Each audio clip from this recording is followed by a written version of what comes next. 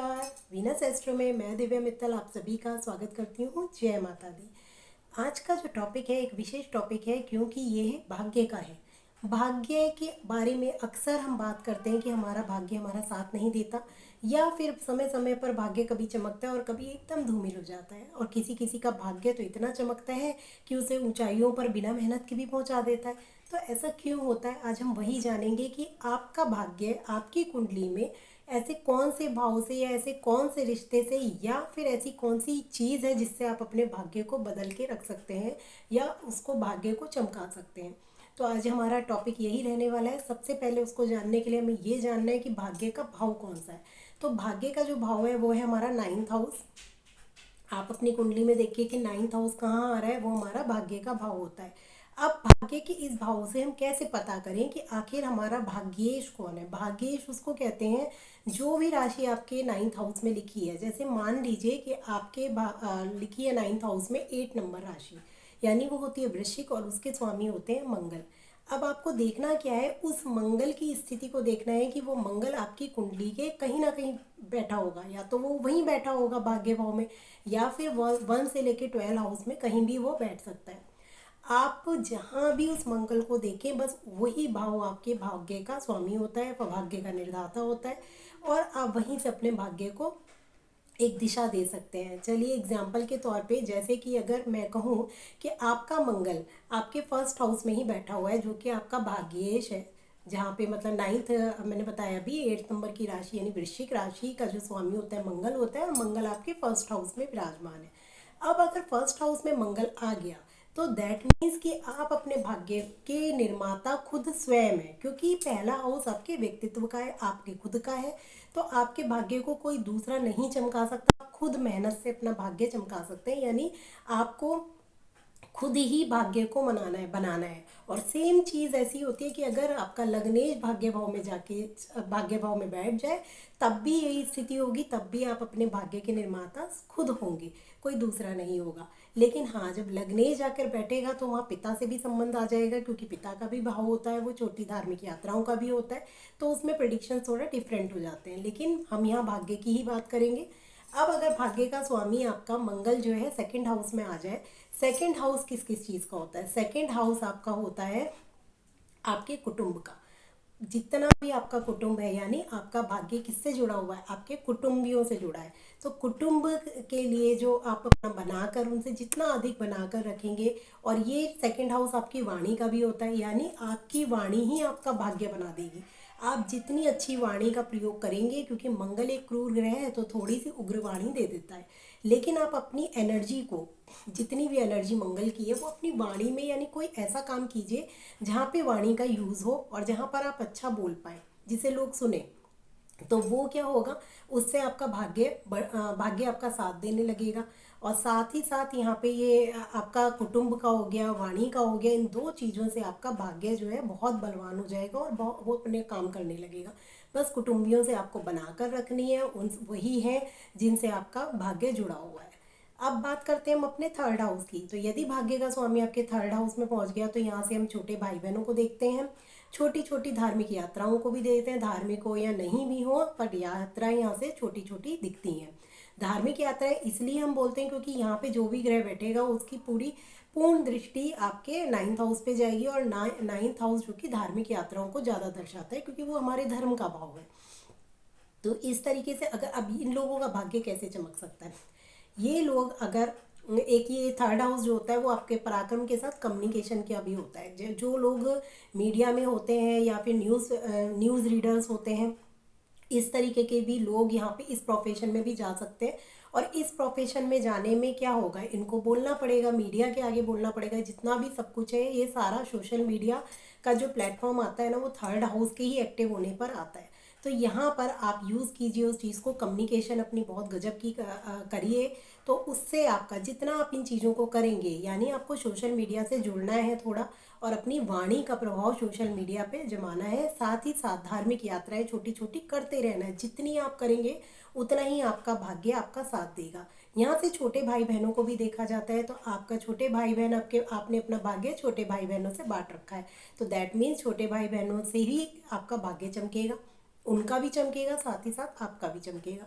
Fourth house में आते हैं। फोर्थ हाउस जो कि आपके माँ का है, माँ से भाग्य जुड़ा हुआ है। ये तो बहुत ही अच्छा कॉम्बिनेशन हो जाता है जब भाग्य भाव का स्वामी माँ और सुख समृद्धि बैंक, मतलब यहाँ से सुख समृद्धि और जितना भी घर का शांति और सुख देखते हैं वो हम इसी भाव से देखते हैं।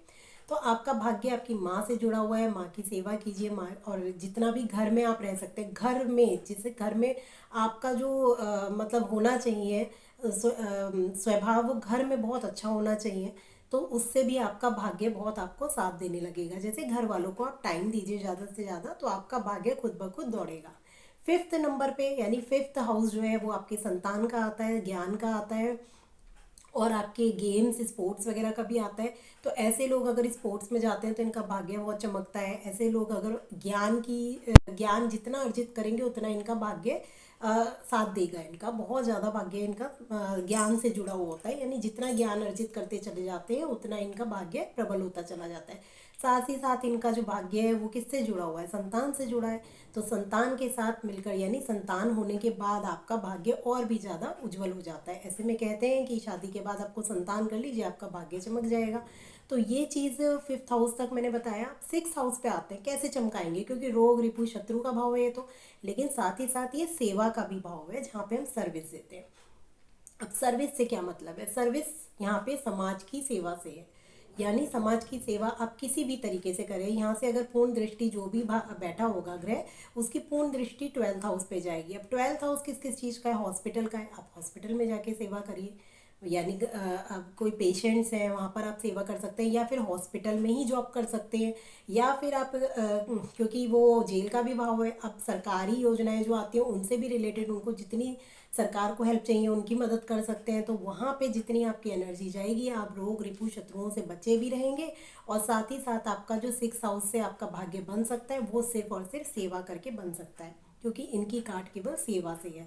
तो सेवा कीजिए, जितनी आप समाज सेवा करेंगे उतना आपका भाग्य चमकेगा। सेवेंथ हाउस पे आ जाते हैं, ये तो आपके लाइफ पार्टनर का, यानी पूरा का पूरा भाग्य अपने अपने लाइफ पार्टनर को ही दे दिया।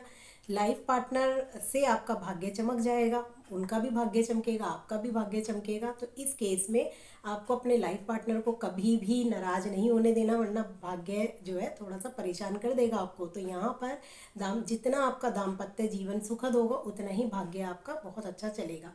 ये बिजनेस पार्टनरशिप का भी भाव होता है। तो ऐसे में बिजनेस पार्टनरशिप से भी बहुत लाभ होने के संभावनाएं रहती हैं, क्योंकि भाग्य बहुत प्रबल हो जाता है। तो ये चीज़ यहाँ पर आप देख सकते हैं। हर भाव में हम कैसे जान सकते हैं कि हमारा भाग्य किससे जुड़ा हुआ है, क्योंकि राशि स्वामी एक ही जगह बैठा हुआ होगा ना, तो हम सिर्फ अभी उसी की स्थिति बता रहे हैं।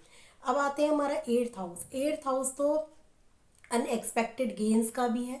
ऐसा है जहाँ से हम गूढ़ विद्या अर्जित करते हैं, यानी गूढ़ शिक्षा जहाँ से लेते हैं, या बहुत रहस्यमय भाव है। यहाँ पर आने पर आपका भाग्य कैसे चमक सकता है, यहाँ पर भाग्य को आप चमकाने के लिए सबसे ज़्यादा जरूरी है कि कुछ ऐसी शिक्षा ग्रहण कीजिए, जैसे एस्ट्रोलॉजी हो गई, न्यूमरोलॉजी हो गई, ये सारी एट्थ हाउस से ही डिपेंड करती है।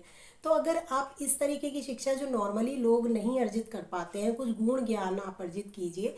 और या फिर सेवा हर जगह से ही होती है कि किसी तरीके से लोगों की आप मदद कीजिए, जिससे आपकी एनर्जी जो है वो इसमें लगे। एट्थ हाउस जो होता है इंस्टेंट लॉस और इंस्टेंट गेन्स का भी होता है, क्योंकि यहाँ जो भी चीज़ें होंगी अचानक ही होंगी।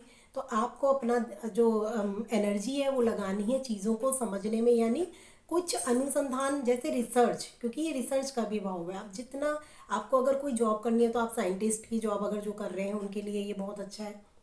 डॉक्टर्स की भी जॉब आप देखें तो ये डॉक्टर्स के लिए कैसे, क्योंकि वो भी कहीं ना कहीं हर चीज़ की रिसर्च करते हैं। कोई भी बीमारी है तो उसके ऊपर रिसर्च करते हैं। तो आपको कोई पीएचडी हो गई, पीएचडी भी रिसर्च का ही एक सब्जेक्ट होता है, उसमें भी हम रिसर्च करते हैं। मतलब आपका जो भी जॉब या प्रोफेशन हो वो रिसर्च से रिलेटेड अगर है तो आपका भाग्य बहुत आपका साथ देने वाला है।